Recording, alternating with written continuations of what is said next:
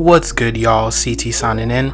So I was watching the Jazz Clippers game on Friday night when I saw the Clippers had a pretty decent lead with less than a minute to go.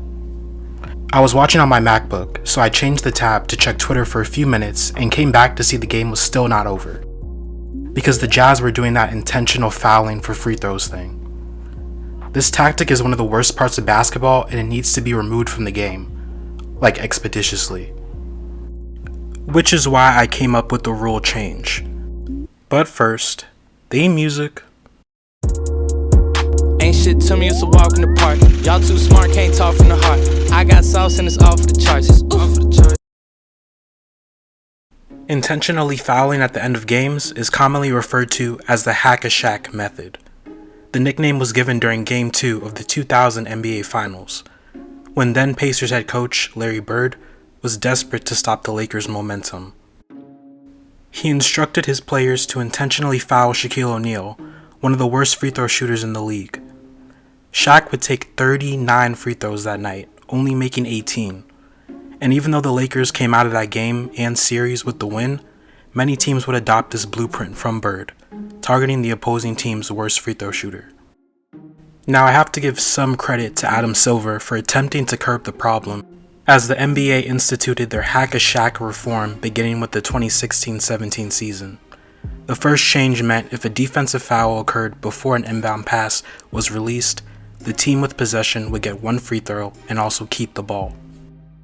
The second made excessively deliberate fouls, like what CP3 is doing on your screen right now, into flagrant fouls, aka 2 free throws for the team that got fouled, and they keep possession of the ball. The third change would give a team 1 free throw and possession if a player on offense who did not have the ball was fouled with less than 2 minutes left in any quarter, not just the fourth quarter anymore. I know there's more than 2 minutes on the clock here, but this is an example of an away from the play foul.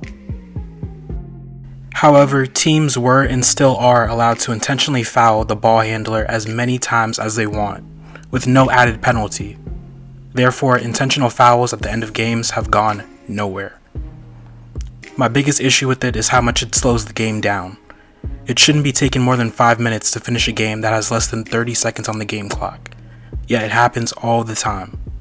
And unless the deficit is 4 points or less, this practice is almost never successful. But teams feel compelled to do it, otherwise it looks like they're giving up, when in reality they're just prolonging having to take the L. So, I came up with a rule change proposal. The proposal would be that with 2 minutes or less in the fourth quarter, each team would be allowed to intentionally foul to get the ball back after the other team shoots their 2 free throws like they currently do now, but they can only do this 2 times. If they were to intentionally foul 3 times, the other team gets 2 free throws, plus they keep possession, and the same would go for every intentional foul after that. This, I believe, would get rid of the excessively long fouling at the end of games, and also encourage teams to improve their defense, as their only chance to get back in the game would be from getting a steal or forcing a jump ball. Believe it or not, there are actually people who prefer the way things currently are. A lot of coaches who coach younger athletes like it because it stresses the importance of practicing free throws on their players, while others would rather watch the same monotonous cycle of fouls, free throws, and timeouts, instead of letting the winning team dribble out the clock for a few more seconds. But something tells me this isn't what James Naismith intended when he created the game of basketball. Basketball is not a contact sport. Fouls are supposed to be there to penalize a team for excessive physicality, not help them win. Therefore, there should be no room for this in the sport. But this is just my opinion after all. With that being said, let me know what y'all think. Should things stay the same or be changed? Also, be sure to check out my Forgotten NBA Beef series, and if you like football, give my NFL Spotlight video into Aaron Rodgers a look, as I take a deep dive into where the Green Bay Packers quarterback is going wrong and what he must do to salvage his legacy. And this is CT, and I'm signing out.